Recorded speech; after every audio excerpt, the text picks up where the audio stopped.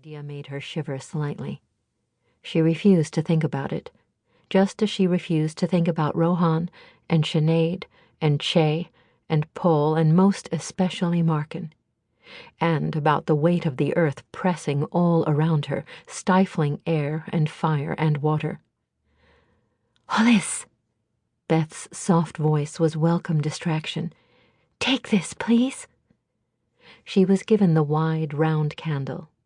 It was down to nearly the 6th line, past midnight, she thought, although she couldn't be sure.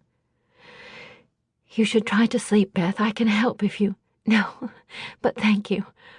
I'm going to go back and make sure all the stragglers have caught up."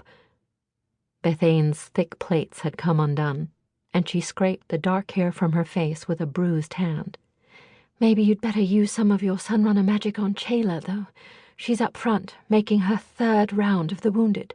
She looks ready to drop."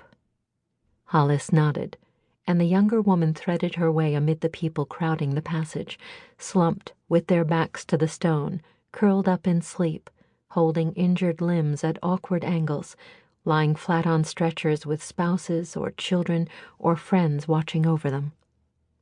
Hollis went farther up the narrow tunnel, searching in the gloomy golden glow of torchlight for her daughter's fair head. Chayla was bent over a litter, applying a fresh dressing to a sword-slashed leg. A finger flame of Sunrunner's fire hovered at her shoulder. Hollis wondered when she had learned to do that. Then she realized that it wasn't Chayla's fire at all. It belonged to Camigwyn, who knelt beside Chayla with the coffer of medicine. "Jenny, if you can spare a moment," Hollis said quietly, and Allison's daughter looked up. As another little flame appeared, Jenny relaxed and allowed her own to fade. Rising as if she were 70 instead of 17, she shook long brown hair from her face and waited for orders like a good soldier. Chayla hadn't even glanced up from her work. Hollis drew Jenny aside. "I'd like you to watch Jihan and Rizlan so their mother can get some sleep." "Of course. I think I saw them somewhere up front." "How did they get there? They were almost the last through." Jenny's smile, for all its weariness, held her father Ostval's quick humor. "With Jihan wanting to lead the way into the magical maze, can you wonder?" Hollis shook her head, momentarily amused. "That child! I didn't even notice them get past me. Doubtless she's giving her mother no peace at all for wanting to continue on. See what you can do, and try to get some rest yourself, my dear." The girl nodded, turned, then turned back.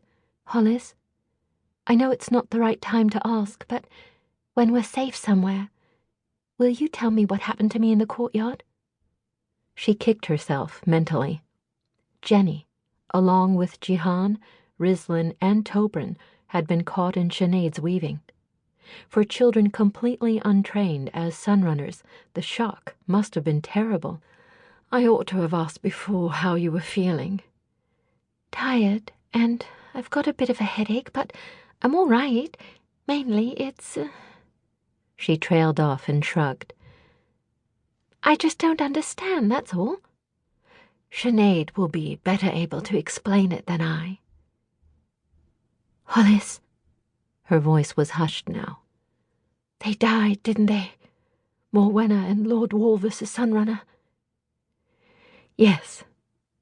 Hollis pushed away the memory of Meath's knife, ending heartbeats in bodies whose minds had already fled.